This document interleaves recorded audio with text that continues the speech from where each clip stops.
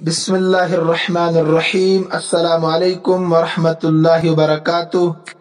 عزیز طلبہ و طالبات، ہم نے کتاب دروس البلاغہ میں علم البدیع سے صفحہ نمبر 158 تک 19 سبق مکمل پڑھ لیے تھے۔ آج ہم پیج نمبر 159 کی آخری لائن سبق نمبر 20 کو شروع کرنے جا رہے ہیں۔ سبق کو شروع کرنے سے پہلے آپ مختصراً یہ ذہن نشین کر لیں کہ ہم پڑھ کیا رہے ہیں اور پڑھ کر کیا آئے ہیں۔ یہ اس لیے میں دہراتا ہوں تاکہ آپ کے ذہن میں یہ باتیں رہے، سمجھنے میں آسانی ہو۔ ہم نے پڑھا تھا جو کلام مقتضی حال کے مطابق ہو، کلام مقتضی حال کے مطابق علم المعانی سے ہوتا ہے، اور جو کلام ظاہر الدلالہ ہو، کلام ظاہر الدلالہ علم البیان سے ہوتا ہے۔ ایسے کلام میں اگر ہم خوبصورتی پیدا کرنا چاہتے ہیں تو ہمیں علم البدیع کی ضرورت پڑتی ہے۔ پھر علم البدیع کی دو قسمیں ہیں۔ اگر آپ عبارت کے معنی کو خوبصورت بنانا چاہتے ہیں، چاہے نظم میں ہو چاہے نثر میں ہو، تو اس کا نام محسنات معنویہ ہے۔ اس کی 21 قسمیں ہم پڑھ چکے ہیں۔ اور اگر آپ صرف الفاظ کو خوبصورت بنانا چاہتے ہیں، الفاظ کو، اس کا نام محسنات لفظیہ ہے۔ اس کی کل 9 قسمیں ہیں، اس میں سے 6 قسمیں ہم تفصیل کے ساتھ پڑھ چکے ہیں۔ آئیے شروع کرتے ہیں 7ویں قسم۔ جنہوں نے اب تک سبق نمبر 19 کو نہیں سنا، پہلے وہ جا کر سنے تاکہ سبق کا سمجھنا آسان ہو۔ 7ویں قسم ہے التشریع، هو بناء البیت على قافیتین بحیث اذا سقط بعضه كان الباقی شعرا مفیدا۔ التشریع لغوی معنی کیا ہے اس کے؟ شرع یشرع تشریعا، باب تفعیل سے راستہ ظاہر کرنا۔ یہاں بلاغت کی اصطلاح میں تشریع کس کو کہتے ہیں؟ کہتے ہیں ہوا بناء البیت، وہ شعر کی بنیاد کا ہونا ہے، علی قافیتین، 2 قافیوں پر۔ قافیہ کس کو کہتے ہیں؟ پیچھے ہم نے پڑھا التقفیہ، یعنی قافیہ بندی، مطلب ہے کہ حرف آخر میں متحد ہو، آخری حرف میں شعر متحد ہو، اس کو کہتے ہیں قافیہ بندی۔ لیکن یہ کہتے ہیں کہ شعر کی بنیاد 2 قافیوں پر ہو، اس طور پر کہ اذا سقط بعضہ، اگر اس کا بعض ساقط ہو جائے، ایک قافیہ ساقط ہو جائے، کان الباقی شعرا مفیدا، تو باقی شعر مفید رہے، یعنی اس سے پوری بات سمجھ میں آ سکتی ہو، ایک قافیے کو حذف کرنے کے بعد بھی بات سمجھ میں آ رہی ہو۔ مثال سے آپ بخوبی سمجھیں گے۔ دیکھیے، یا ایھا الملک الذی عم الورا ما فی الکرام لہ نذیر ینذر لو کان مثلک آخر فی عصرنا ما کان فی الدنیا فقیر معسر۔ الفاظ دیکھیے پہلے آپ، ام یا ام عموماً، یہ نثر انصر سے بھی آتا ہے، اس کا معنی ہے عام ہونا۔ ورا کہتے ہیں مخلوق کو، اور کرام یہ کریم کی جمع ہے، سخاوت، فیاضی، بخشش کے معنی میں ہے۔ نذیر اس کی جماعت نذرا، اس کے معنی ہے مثال۔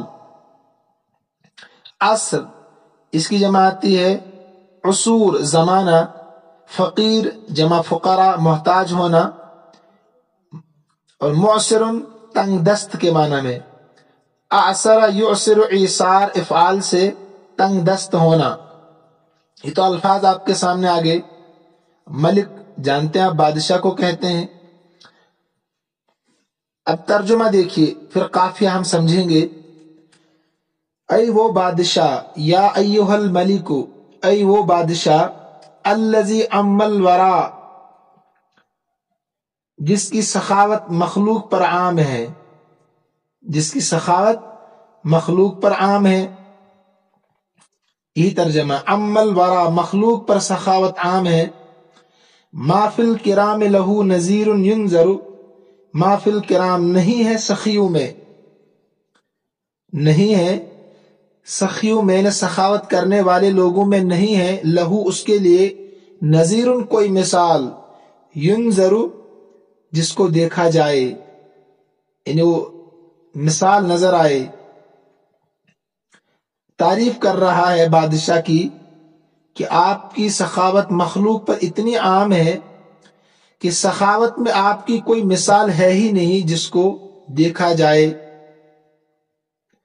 لو کان مثلک آخر فی عصرنا، اگر ہوتا آپ جیسا کوئی دوسرا بادشاہ ہمارے زمانے میں، عصرنا ہمارے زمانے میں، ما کان فی الدنیا فقیر معسر، تو نہیں رہتا دنیا میں کوئی فقیر یا کوئی تنگ دست انسان. الفاظ بھی آگے، ترجمہ بھی آگے، مطلب بھی آپ سمجھ گئے ہوں گے، آسان ہے. اصل جو محل استشہاد ہے، ہمیں تشریح کو سمجھنا ہے کہ شعر کی بنیاد دو قافیوں پر ہو. اگر ایک قافیے کو حذف آپ کر دیں، ساقط کر دیں، پھر بھی شعر کا مطلب باقی رہے، شعر مفید رہے. دیکھیے آپ، یا ایھا الملک الذی ام الورا، اس میں ام الورا ایک قافیہ ہے، آخری حرف ہے نا، ام الورا ایک قافیہ، اس پر نشان لگا، ایک لکھیے اس پر. ما فی الکرام لہو نذیر ینذر، اس میں آخری حرف ہے ینذر، اس کو بھی نشان لگا کر ایک لکھیے، خط کشیدہ کیجئے پھر ایک لکھیے. تو پتہ چلا پہلے دونوں مصروں میں ام الورا اور ینذر قافیہ ہے کیونکہ شعر کا آخری حرف ہے. اس کے بعد لو کان مثلک آخر فی عصرنا، اس میں قافیہ ہے عصرنا، فی عصرنا، ٹھیک، اس پر بھی نشان لگا کر ایک لکھیے. ما کان فی الدنیا فقیر معسر، اس میں قافیہ ہے معسر، نشان لگا کر ایک لکھیے.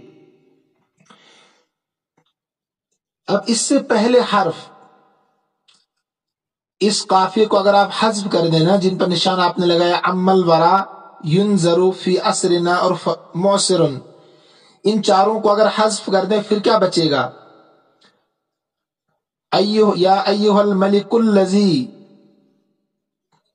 ما فی الکرام لہ نذیر لو کان مثلک آخر ما کان فی الدنیا فقیر، ہی بچے گا نا. ام الورا پہلے مصرے سے، ینذر دوسرے سے، فی عصرنا تیسرے مصرے سے، اور معسر چوتھے مصرے سے. ان چاروں کو حذف کر دیں آپ، پھر شعر کی شکل کیا رہے گی؟ نیچے یہاں کتاب میں دی ہے، دیکھیے. جب ان چاروں کو حذف کریں گے پھر جو بچے گا نا پہلا کلمہ، حذف کرنے والے کلمے سے جو پہلا کلمہ ہوگا جس کو آپ نے حذف کیا، تو وہ پھر قافیہ بنے گا. اسی کو انہوں نے کہا کہ شعر کی بنیاد دو قافیوں پر ہو، ایک کو آپ حذف کر دیں تو پھر جو قافیہ بنے گا اس کے معنی بھی مفید رہیں. دیکھیے، فَإِنَّهُ يَصِحُ کہتے ہیں درست ہے، ان تحذف کہ حذف کیا جائے مجہول، اواخر الشطور الاربعۃ آخری چار کلموں کو، سطرونی مراد یہاں آخری چار کلموں کو جو قافیہ بن رہے ہیں. وَيُبْقَى اور باقی بچے گا، کیا بچے گا باقی؟ یا ایھا الملک الذی ما فی الکرام لہ نذیر لو کان مثلک آخر ما کان فی الدنیا فقیر. تو آپ نے جو قافیہ حذف کیا نا، جس پر نشان لگوایا تھا میں نے، اب اس سے پہلے جو کلمہ بچا ہے وہ قافیہ بنے گا، لیکن یہ تب تشریح کہلائے گا جب اس کا معنی بھی درست ہو، شعر مفید رہے. تو اب ترجمہ کر کے دیکھیے کہ اس کا معنی سمجھ میں آ رہا ہے کہ نہیں، ترکیب بھی درست ہو، مفہوم بھی درست ہو. اس کو ذہن میں رکھیے آپ، ترکیب بھی درست ہونی چاہیے اور مفہوم بھی درست ہونا چاہیے. یہاں ہم صرف مفہوم سمجھیں گے کیونکہ ترکیب تو ہم نے کہیں کی نہیں، اصل ترکیب بھی تھی. اے وہ بادشاہ، یا ایھا الملک الذی، اے وہ بادشاہ جس کی سخیوں میں کوئی مثال نہیں. ما فی الکرام، یا ایھا الملک الذی، اے وہ بادشاہ، الذی جس کی، माफिल किराम में नहीं है सखी लोगों में, सखावत करने वाले लोगों में, लहू उसके लिए नजीरुन कोई मिसाल। तो बात समझ में आ रही है कि नहीं? गौर करेंगे तो बिल्कुल बात समझ में आ रही है। लौ कान मिस्लु का आखिर, अगर होता आप जैसा कोई दूसरा, मा कान फिद दुनिया फकीर, तो नहीं रहता दुनिया में कोई फकीर। तो आपने जो काफिया हज़्फ किया, अम्मल वरा युनजरु फी असरिना मुअसिरुन, इन चारों को हज़्फ करने के बाद अब जो काफिया बच रहा है, अल्लजी नजीरुन आखरा फकीरुन, तो इसमें जो अब काफिया आखिरी हरफ है अल्लजी नजीर आखर फकीर, तब भी ये शार मुफीद है, इसमें कोई फर्क नहीं पड़ रहा, माना भी दुरुस्त है और मफहूम भी दुरुस्त है और तरकीब भी दुरुस्त है। इसी का नाम है तशरी। नंबर 8 देखिए, अल मुवारबा। मुवारबा किसको कहते हैं? इससे भी कलाम में लफ्जी तौर पर खूबसूरती पैदा होती है, यही पढ़ रहे हैं हम। लुग़वी माने फरेब देना, धोखा देना, मक्कारी करना, चाल चलना, लुग़वी माना।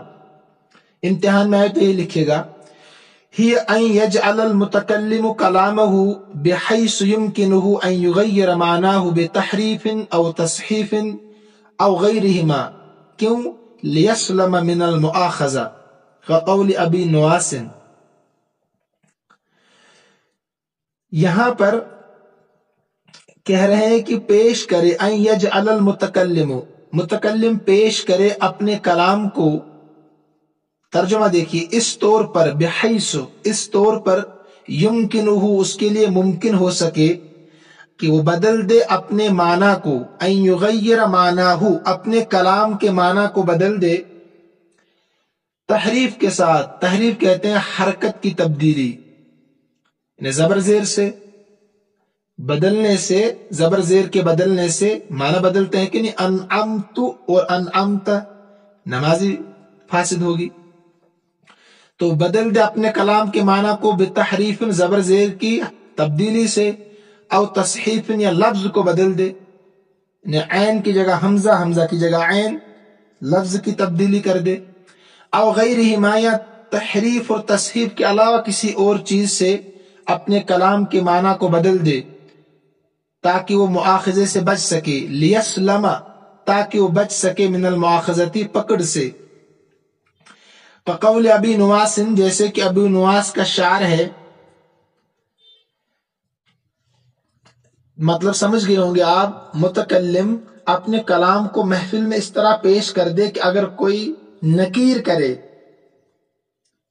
कि वो कहे कि आप मुझे कह रहे हैं और आप मेरी लानतान कर रहे हैं, तो वो कहे, मुतकल्लिम जवाबन कहे कि आप शार ही नहीं समझे, मैंने ऐन नहीं कहा था, मैंने हमजा पढ़ा था, या मैंने जबर नहीं पढ़ा था, मैंने जेर पढ़ा था।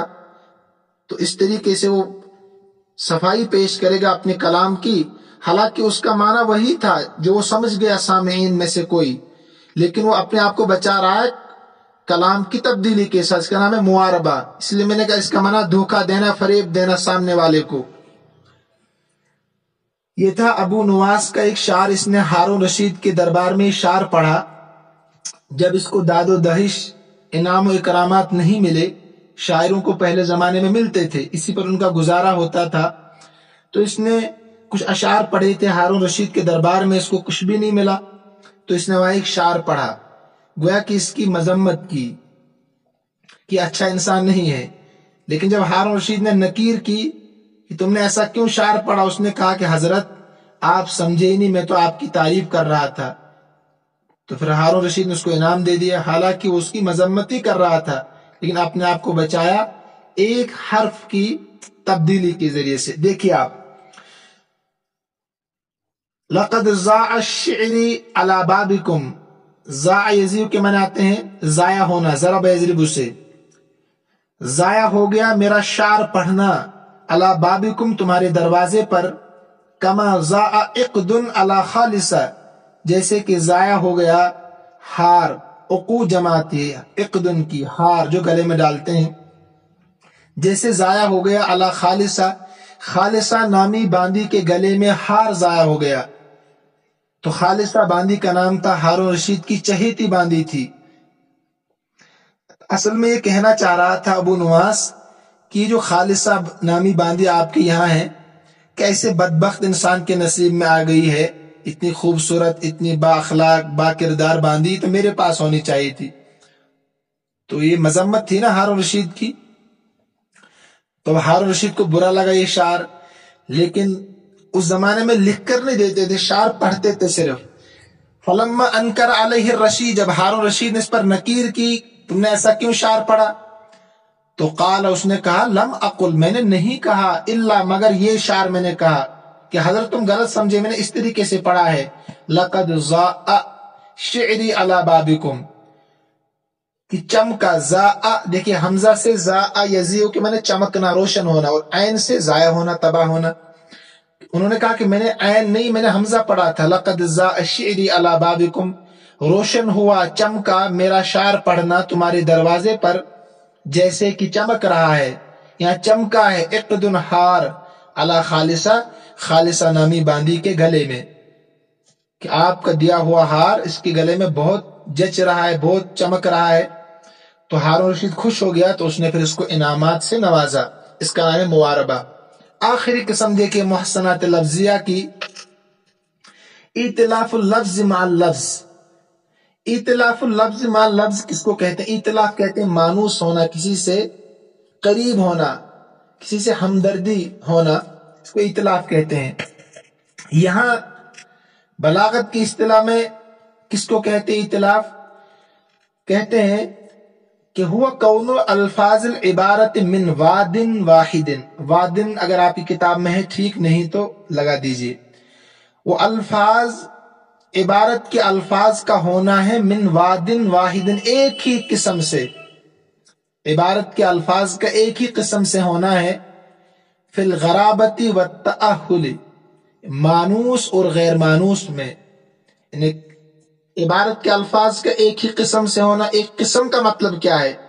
کہتے فی الغرابتی، مانوس الفاظ ہوں سارے، والتأہل کا معنی غیر مانوس ہوں، مطلب ایسے الفاظ ہوں کہ جو عام طور پر استعمال ہوتے ہیں، ان پڑھ پڑھا ہوا انسان سب اس کو استعمال کرتے ہیں، اس کو کہتے ہیں مانوس الفاظ، اسی کو کہتے ہیں غرابہ۔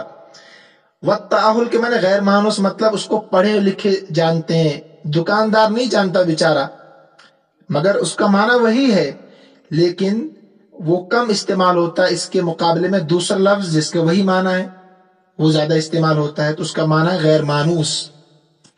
تو آپ کو عبارت پیش کریں، اس میں سارے الفاظ آپ مانوس لائیں، یعنی ایسے الفاظ جو سب سمجھتے ہیں، پڑھے لکھے، ان پڑھ، گھر میں رہنے والے اور اس طریقے سے باہر نکلنے والے سب جانتے ہیں، یا ایسے الفاظ لائیں کہ وہ سارے غیر مانوس ہے، کہ ڈکشنری دیکھنے کی ضرورت پڑے، اس کے بغیر سمجھ میں نہ آئے۔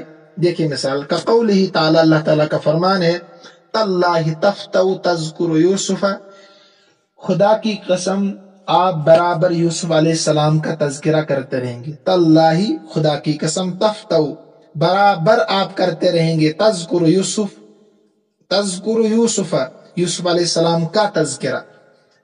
اس میں ہمیں سمجھنا کیا ہے، تاللہ تفتؤ کو یہ قسم کے لیے عموماً عرب میں بھی اور ہمارے یہاں بھی واللہ کا استعمال ہوتا ہے، واللہ عربی میں، اور ہم بھی واللہ ہی کہتے ہیں کشمیری میں، تو سب جانتے ہیں، ان پڑھ پڑھے لکھے سب واللہ واللہ کہتے ہیں، لیکن جو واللہ کا معنی ہے وہی تاللہ کا معنی ہے بھی۔ آپ نے حروف قسم پڑھے ہوں گے بہت سارے، باللہ بھی ہے، تاللہ بھی ہے، لیکن واللہ یہ مانوس ہے، لیکن تاللہ غیر مانوس ہے، سب نہیں جانتے اس کو کہ تا سے بھی قسم کھائی جاتی ہے، تو یہ غیر مانوس لفظ ہے کہ عبارت میں نہیں، تاللہ عبارت میں غیر مانوس لفظ ہے۔ اسی طریقے سے کسی چیز کو تسلسل کے ساتھ کرنا، لگاتار کرنا، اس کے لیے آپ نے افعال ناقصہ میں لا تزالو پڑھا ہوگا، لا تزالو تذکرو، کہ آپ برابر تذکرہ کرتے رہے، پڑھے لکھے لوگ جانتے ہیں کہ لا تزالو تذکر، لا یزالو یأکلو برابر کھا رہا ہے، لا یزالو یفعلو برابر کر رہا ہے، لا یزالو یقرؤ برابر پڑھ رہا ہے۔ تو کسی کام کو تسلسل کے لیے آپ کیا لاتے ہیں؟ لا یزالو کا لفظ، یہ لا نفی نہیں ہے، لا یزالو کا معنی ہے برابر کرنا، لیکن یہاں ایک ایسا لفظ لا رہے ہیں لا یزالو کے بجائے کہ جو کم استعمال ہوتا، مگر معنی اس کا بھی وہی ہے، لگاتار کرنا، لیکن غیر مانوس سے۔ تو واللہ یہ مانوس ہے، ایسے ہی لا یزال مانوس ہے، لیکن تاللہ اور تفتو غیر مانوس ہے، معنی دونوں کا ایک ہے، جو واللہ کا وہی تاللہ کا ہے، جو لا یزالو کا وہی تفتو کا ہے، لیکن دو مانوس اور دو غیر مانوس ہے۔ اسی کا نام ہے ائتلاف اللفظ مع اللفظ، کہ الفاظ کی عبارت ایک قسم کے ہوں، سارے مانوس ہوں سارے غیر مانوس ہو۔ سمجھ گئے ہوں گے آپ؟ آگے دیکھیے، لما اتیا جب لایا گیا، اس کو مجہول پڑھیے گا، یہاں معروف ہے مگر آپ مجہول پڑھیے گا تب ترجمہ درست ہوگا۔ لما اتیا جب لایا گیا، بالتائی اس تا کو، التی ہی اغرب جو غیر بہت زیادہ غیر مانوس ہے، اغرب اس میں تفضیل کا صیغہ، بہت زیادہ غیر مانوس ہے، حروف القسم حروف قسم میں سے، یعنی بہت کم استعمال ہوتا ہے اسی کا، بہت زیادہ غیر مانوس ہے حروف قسم میں سے، حروف قسم بہت ہے نا۔ تو اتیا لایا گیا، بتفتو تفتو کو، یہ با یہاں اس کا کوئی معنی نہیں ہے، تو لایا گیا تفتو یا تفتو کے ساتھ لایا گیا، التی جو ہی اغرب افعال استمرار جو بہت زیادہ غیر مانوس ہے افعال استمرار میں سے، ان استمرار کے افعال بہت سارے ہیں نا، اس میں سے جو مانوس ہے وہ لا یزالو ہے، جس طریقے سے قسم کے بہت سارے حروف ہے مگر اس میں سے جو مانوس ہے وہ واللہ ہے واو کے ذریعے سے، تو اسی کو انہوں نے کہا تو لایا گیا تفتو کو جو بہت زیادہ غیر مانوس ہے افعال استمرار میں سے، بہت کم استعمال ہوتا ہے، اس کا نام ہے ائتلاف اللفظ مع اللفظ۔ تو بہرحال دیکھیں اس کتاب میں جو 3 چیپٹر تھے بہت اہم، علم المعانی جو آپ 5th سیمسٹر میں پڑھ چکے ہیں، اس سے کلام مقتضی حال کے مطابق ہوتا ہے۔ اس کے بعد دوسرا چیپٹر جو بہت زیادہ اہم ہے وہ ہے علم البیان، جس سے کلام ظاہر الدلالہ ہوتا ہے۔ اور اب اگر ایسے کلام میں آپ خوبصورتی پیدا کرنا چاہتے ہیں جس میں مقتضی حال کی رعایت کی گئی ہو، ظاہر الدلالہ ہو، ایسے کلام میں اگر خوبصورتی پیدا کرنا چاہتے ہیں تو اس کے لیے علم البدیع کی ضرورت پڑتی ہے۔ پھر علم البدیع کی 2 قسمیں، محسنات معنویہ کی 21 قسمیں، محسنات لفظیہ کی 9 قسمیں۔ تو اصل جو کتاب ہے بلاغت، 3 علموں کے مجموعے کا نام تھا نا بلاغت، علم المعانی، علم البیان، علم البدیع، الحمدللہ وہ آپ پڑھ چکے ہیں مکمل۔ اب اس کے آگے جو ہے خاتمہ، انشاءاللہ اس کو بھی ہم پڑھنے کی کوشش کریں گے، لیکن اصل کتاب مکمل ہو چکی ہے، اس میں بہت اہم باتیں ہیں۔ خاتمے میں سرقۃ الکلام انواع، کہ کوئی شاعر یا کوئی مضمون نگار دوسرے کے کلام کو، دوسرے کے اشعار کو اپنے اشعار میں استعمال کرتا ہے تو کس طریقے سے کرتا ہے، کون کون سے قوانین کی ضرورت پڑتی ہے، طریقوں کی ضرورت پڑتی ہے، اس میں انہی کو بیان کیا گیا ہے۔ انشاءاللہ اس کو بھی پڑھیں گے ہم، لیکن آپ فی الحال اتنے اسباق ازبر کر لیں، امتحان بھی آپ کا شاید بہت قریب ہوگا، میں پوری کوشش کروں گا انشاءاللہ اس کو مکمل کرنے کی۔ اللہ تبارک و تعالی ہم سب کا حامی و ناصر ہو، اور معمول کے مطابق وہی میں روزانہ کہتا ہوں آپ سے، اسباق پڑھ کر ضرور دوسروں تک پہنچانے کی کوشش کریں، پڑھنے والوں تک، تاکہ آپ کو پھیلانے کا اور ہمیں پڑھانے کا ثواب ملے، اور خود بھی یہ چینل سبسکرائب ضرور کیجیے گا آپ، تاکہ تمام اسباق کی فقہی مسائل کی نوٹیفیکیشن آپ تک پہنچتی رہیں۔ اللہ ہم سب کا حامی و ناصر ہو۔ السلام علیکم ورحمۃ اللہ وبرکاتہ۔